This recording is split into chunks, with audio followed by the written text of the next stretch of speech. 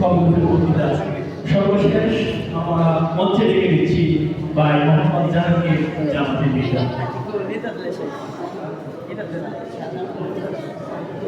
السلام عليكم ورحمة الله وبركاته.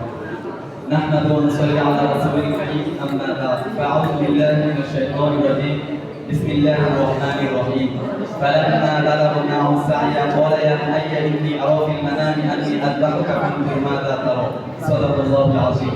وقال رسول الله صلى الله عليه وسلم من كان له سعة ولم يضحي فليقربن مصلاه أو كما قال عليه الصلاة والسلام.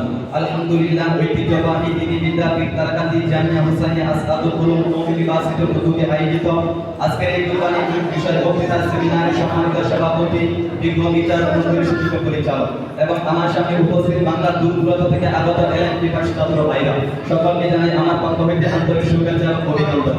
প্রিয় উপস্থিতি, আজকে আমরা আলোচ্য বিষয় কুরবানির ইতিহাস এবং তাৎপর্য গুরুত্ব বিষয়ে আপনাদের সামনে কিঞ্চিত আলোচনা করার চেষ্টা করব। আমার তাওফীক বিল্লাহ। প্রিয় উপস্থিতি, কুরবানি একটি গুরুত্বপূর্ণ ইবাদত যাহা দিনের নির্দেশনা করে অন্যতম। আইয়ামে জাহিলিয়াত অর্থাৎ বর্বর যুগে গুহা ইবাদত করে মনে হতো। বর্তমানে অনেক ধরনের গুহা প্রচলন দেখা যায়, যেমন মুশরিকরা প্রতিমা নামে প্রতিমা বিসর্জন দেয়, আর খ্রিস্টানরা মাসাল এখানে আজও কুরবানি করে। সূরা কাউসার নাযিল করে আল্লাহ তাআলা নবী আলাইহিস সালাতু ওয়াস সালাম এর মর্মে নির্দেশ দিলেন যে নামাজ যেভাবে একমাত্র আল্লাহ তাআলার জন্য হয়ে থাকে, তেমন একটি কুরবানি একমাত্র আল্লাহ তাআলার জন্য হওয়া উচিত। অন্য এক আয়াতে আল্লাহ তাআলা ইরশাদ করেন, কুল ইন্না সলাতি ওয়া নুসুকি ওয়া মাহইয়ায়া ওয়া মামাতি লিল্লাহি রাব্বিল আলামিন। হে নবী, আপনি মানুষদের বলে দিন, নিশ্চয়ই আমার নামাজ, আমার কুরবানি, আমার জীবন, আমার মরণ একমাত্র আল্লাহ তাআলার জন্য, যিনি বিশ্ব জগতের প্রতিপালক। প্রিয় শ্রোতা মণ্ডলী, প্রতিটি মানুষের একটি দুর্বার কামনা ও বাসনা থাকে, সেটি হলো সন্তান লাভের কামনা। আদর একটি সন্তান লাভের মাধ্যমে জীবন নিঃসঙ্গতা কাটানো তামান্না। এই কাঙ্ক্ষিত সন্তান লাভের বেরকতা থাকে বড় অসহায় এবং নিঃসঙ্গ করে তোলে।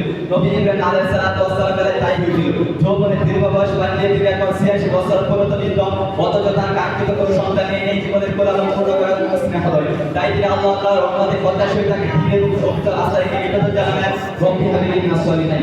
ওগো আমার প্রতিপালক, দান করো আমাকে এক সন্তান, একদিন দুই দিন করে অনেকদিন প্রতিকার পূর্ণ হলো তার সংসার।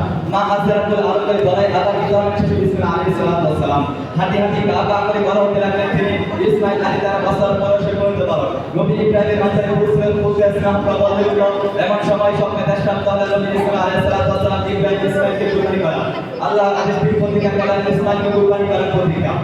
নবী ইব্রাহিম ইসমাঈলের মতামত জেনে জানেন, জিজ্ঞাসা করেন তাকে, ইয়া বুনাইয়া ইন্নী আরা ফিল মানামি আন্নী আযবাহুকা ফানজুর মাযা তারা। হে আমার প্রিয় পুত্র, তোমাকে আল্লাহ তাই কুরবানি করতে দেখেছি, বলো তোমার অভিমত কি?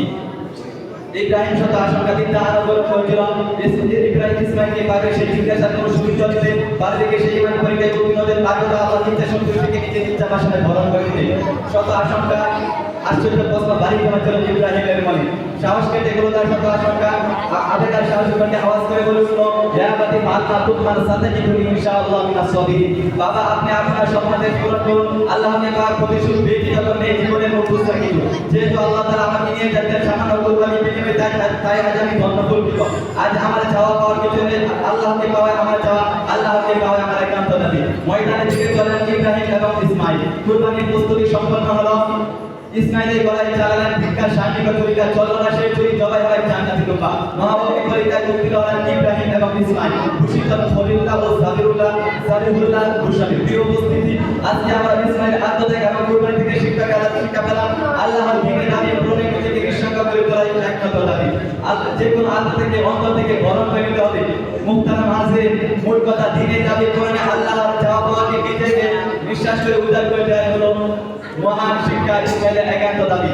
আল্লাহ তাআলা আমাদেরকে উচ্চ শিক্ষাগুলো জীবনে বাস্তব করার তৌফিক দান করুন। ওয়া মা তাওফীকি ইল্লা বিল্লাহ। আসসালামু আলাইকুম ওয়া রাহমাতুল্লাহি ওয়া বারাকাতুহু।